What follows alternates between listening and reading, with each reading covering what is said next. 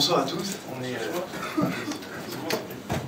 Merci beaucoup à toutes et tous d'être là pour ce grand moment, ce grand débat qu'on...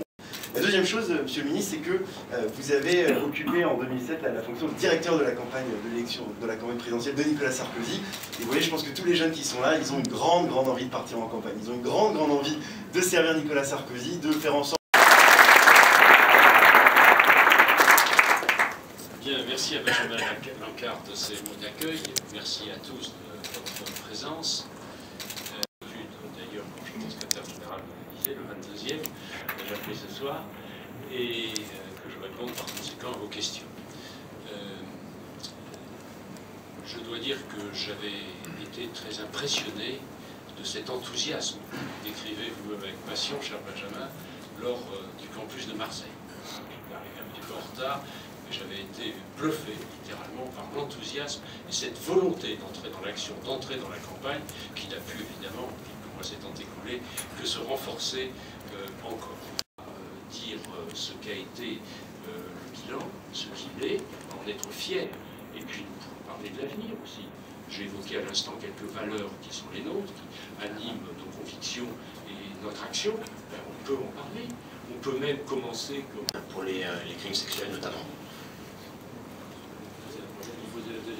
Tout à fait. La deuxième... Certaines d'entre elles réussissent très bien. Je citerai un exemple précis. Il y a quelques années, la préfecture du Val-de-Marne était un exemple de mauvais accueil. Elle est devenue un exemple. Avec la France, on ne joue pas avec ses valeurs, on ne joue pas avec ses lois, ses institutions. Ces valeurs, elles sont fondamentales. Elles sont...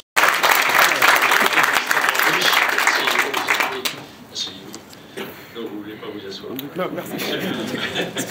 Bon, alors, en ce qui concerne le projet de loi, je vais faire plus de temps, mais...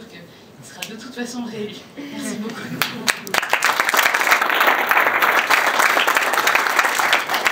Bien.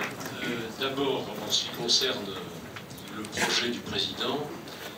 Est-ce que des mesures seront prises pour qu'elles soient, armées différemment contre les criminels? Et voilà, c'est ma question. Des universités, en 2008 par exemple, elle a été faite tout de suite. Sanitaire.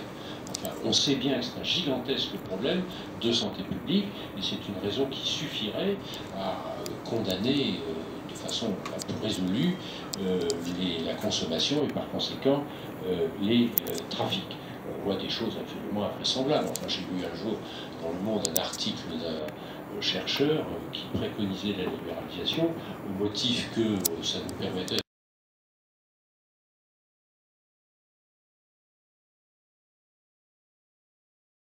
On compte sur tous les jeunes comédiens pour aller